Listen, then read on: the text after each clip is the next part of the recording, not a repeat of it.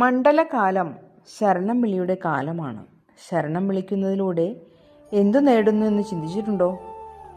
കലിയുഗത്തിൽ നാമജപം ഏറ്റവും ഉത്തമം. നാമം ജപിക്കുകയെന്നാൽ നാക്കിൽ അഗ്നി ഉണ്ടാവുക എന്നാണ്. അഗ്നിയാണ് നാവിൻ്റെ തത്വം. അതുകൊണ്ടാണ് വാക്കുകൾ സൂക്ഷിച്ചുപയോഗിക്കണമെന്ന് പറയുന്നത്.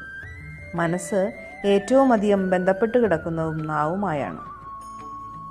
മനസ്സിലുള്ളത് നാവിലൂടെയാണല്ലോ പുറത്തേക്ക് വരുന്നത്. അഗ്നിശുദ്ധി വരുത്തിയ നാവാണ് അയ്യപ്പന്മാർക്കുണ്ടാവേണ്ടത് എന്നാണ് വിശ്വാസം. ശരണം അയ്യപ്പ എന്ന് നിരന്തരം ജപിക്കുന്നതിലൂടെ നല്ല ചിന്തകൾ മനസ്സിൽ നിറയും.